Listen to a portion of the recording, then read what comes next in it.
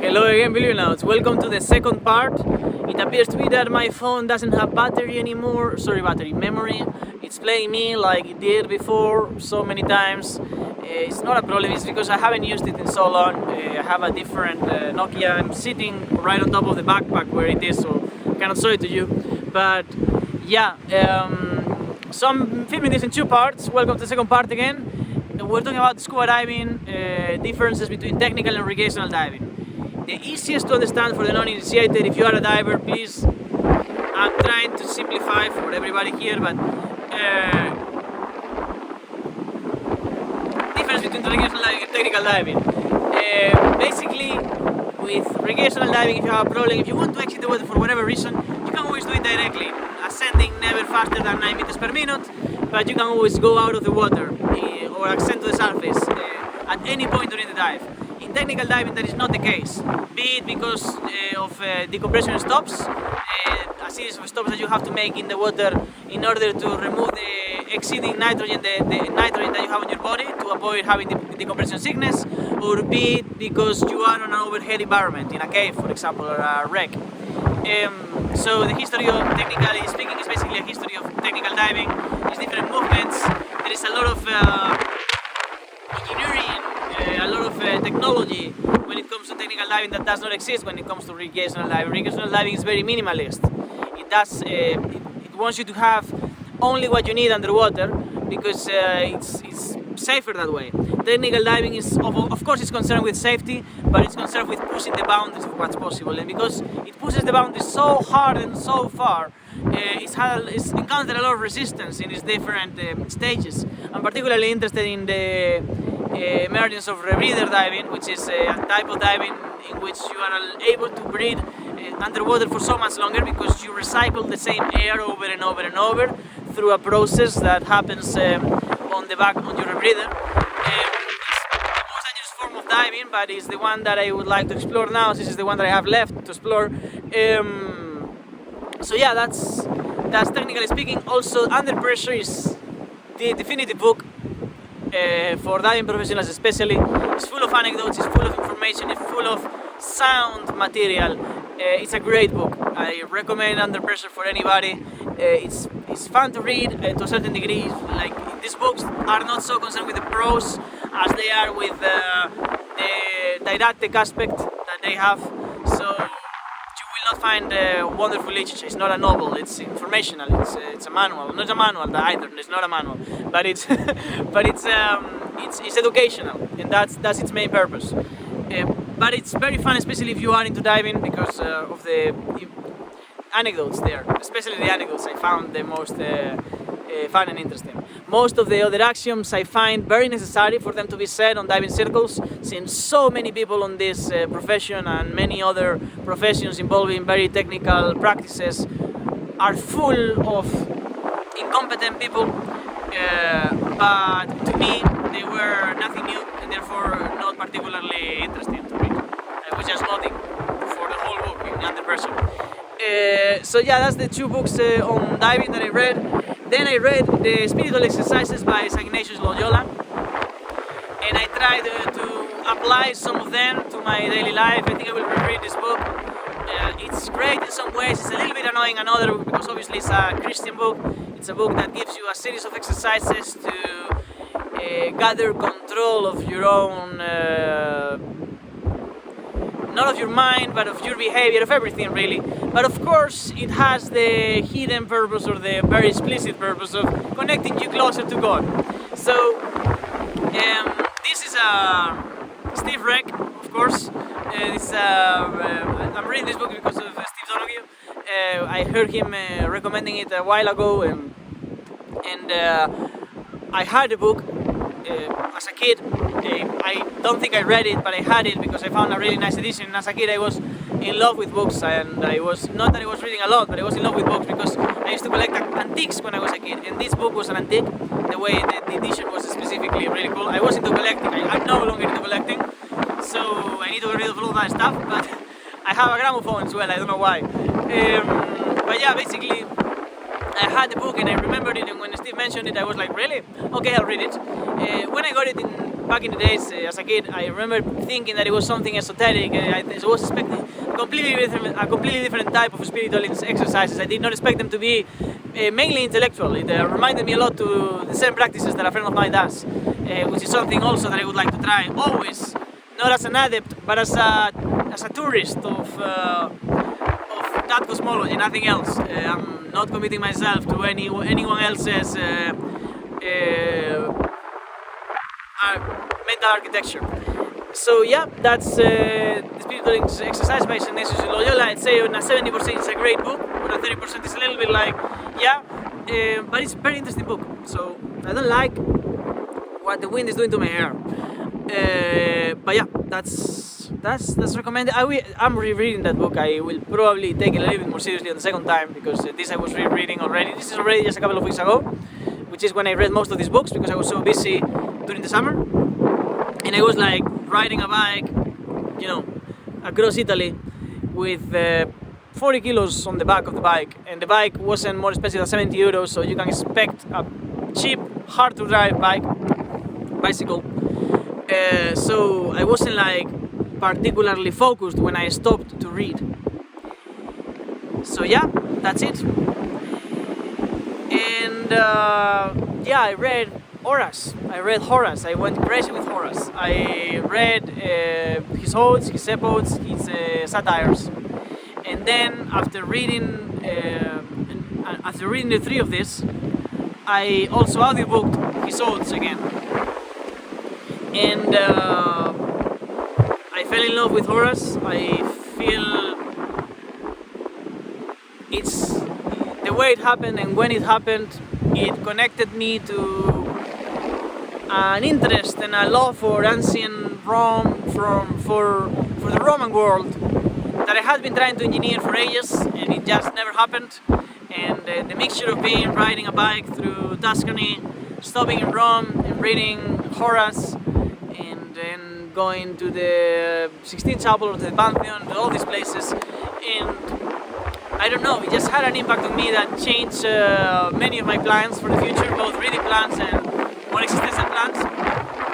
And yeah, it also connects with my future readings, because now that I read all of Horace, or all of Horace that I know of, I am planning to read Ovid.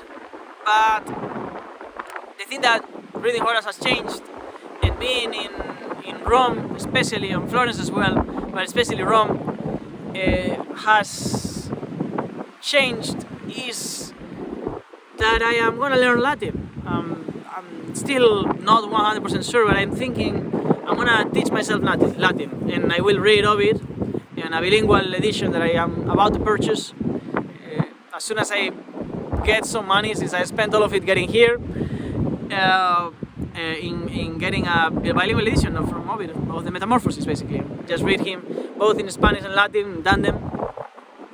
And then I will go back to Horace, since now, especially the odes, some of the satires I remember well. I think there was one about sure rats that I really liked, and the epodes just here and there. But the odes, because I went twice through it, I think I remember some of them so well that I feel like I could probably open the book in Latin and understand. I don't know why, but I already know some Latin, and I never studied Latin, so it might be because I speak or can defend myself in many Roman languages, like French, Portuguese, Spanish, and in French I'm very basic, but also Galician. So I think probably that's why I kind of always can't tell what's happening when I read something in Latin. So I hope it should be easy, it shouldn't be too hard for me.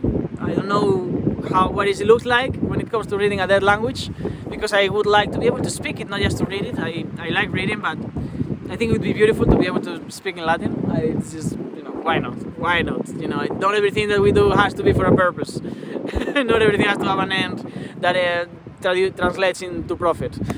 So yeah, that's probably something that's gonna happen. And the last book is something I'm reading at the moment. It's amazing already, but I have read only 10 pages, so I'm not gonna say anything about it. But it's The Age of Reason by Thomas Paine. And yeah, that's my reading wrap up for the summer.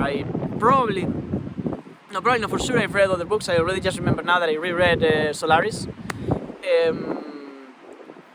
And I've definitely read other things as well. I read also an article, China Emergence, that was very good, recommended by a friend. All the stuff, nothing so remarkable that I remember it right now. So that's my wrap up. As you see, I have been busy, things have changed, things will continue to change, and especially what you will notice most is that my frequency when it comes to coming to this channel and talking to people and engaging in booktube events and all of this might not be as regular as before. My regularity in booktube was a little bit a reflection of the eventlessness of my last year in university, where I had to study things I already had studied before, so I was very free. I only needed to work, and because I don't have children or responsibilities, working enough to save money for me is not something that requires a lot of time. So I had a lot of time basically. I was making a video almost every day. Now you will see me when you see me. I am not gonna make a video for every book I read. I will only make videos for books that I really like, that really awaken something on me, or that like made me reflect about something, or that I just really feel like I need to recommend. Even if I like a book, if there is an amazing video already from some other booktuber, I will just refer it at the end of some other video. But that's the main thing that's gonna change. As for me, I'm just here. I'm in La Palma at the moment. La Palma is the westernmost island in the Canary Islands. It's also the best. Don't tell anybody. This is a hidden secret in the Canary Islands still. Pretty much every other island has been completely invaded by the worst kind of tourism, resort tourism, people who travels expecting to see their own country in the place that they visit, taking over the coast and just polluting, and not a very nice form of tourism. This island still has a healthy type of tourism of people who comes here and engages with the local economy and walks by foot and speaks to the people on the street and doesn't just want to be in this massive complex and get drunk in a swimming pool while they are sold overpriced beer. So that's micro rant about resorts. I hate resorts. I used to work in resorts in Dominican Republic and Mexico. I could make 20 videos about that. Or maybe someday I'll write a book about all the shit that's going on in resorts, down and out in Dominican Republic and Mexico, I'll call it. But yeah, this is it. During the summer I was boat captain, diving instructor. I was running a diving center in Croatia. Maybe the next summer I will take over the diving center completely. I don't know. I'm also considering becoming a commercial diver, which is a different type of diving that is more focused on construction work underwater, just for the money. Really, I will only do that for the money because, you know, I don't need much, and if I work 1 year doing something like commercial diving, then I can focus on 10 years doing what I want, which is circumnavigate the globe with my own sailboat while I write novels. That's what I want to do. That's my dream. So yeah, many things are open. In between the working in Croatia and this present, I came back to Spain basically by bicycle. I went across Tuscany. I was in Prague as well. I was in Rome. A beautiful trip. And what to say? Yeah, like I'm okay. Everything is good. I've been watching BookTube. I've been watching all of you. I don't want to start saying names because I will say 10 names and then I will stop the video and I will remember the 11th and the 12th name that I didn't say, and I will feel bad for not having mentioned some of my favorite booktubers, because I love booktube and that's why I'm here as a viewer, and I'll just keep this alive because I think I'm an interesting person. I think sometimes I read cool books that I could share, but I don't want this to be the main thing. So I'm just gonna be around in this capacity of your, you know, the uncle that comes home once every 3 weeks to say hi. Of course, I will make video responses, and I see this now because right now I'm I just arrived and I have to do 20 things, and I don't see how I'm gonna be even reading, let alone talking about reading. But soon enough, I'll get a second and I will make 10 videos at the same time. It's very unpredictable. It's my life. The only constant is the ever-changing pattern of movement forward, which is very conscious. I'm not caught in any inertia. I'm not living under stress. I live under stress that I have imposed on myself because I'm good at living. I'm good at making my life the shape of what I want it to be. So I'm not complaining. But yeah, this is the best I can do. I hope everybody is good in booktube. I think I want to read a book for Non-Fiction November, but I also wanted to participate in NaNoWriMo before being disappointed by all the information, all the comments that I heard about it.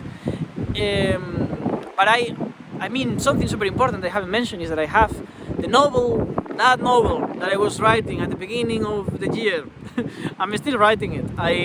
I'm not writing it in the right barbarian way of 10,000 words a day. I'm very inconsistent because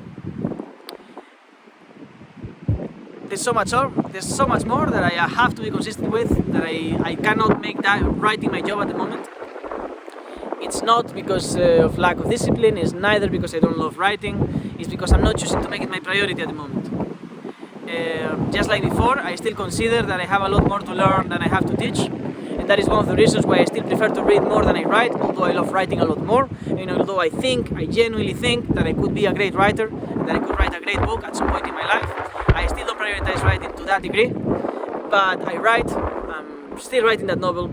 I'm also trying to, I don't know if you call it palimpsest, a compendium of old poems, because I have thousands and thousands of poems from when I was from the age of 12 years old to the age of like 22 years old, when all I did was writing poems, and I'm trying to select some of them and make a book, because I am in the island where this is one of the places where not only when I began diving, but it's also the last place in which I was known as a poet. And I know that if I would manage to gather some of those poems and publish them under my name, it would sell. And it would be nice to have a book at this point, because I've been calling myself a writer for more than 10 years.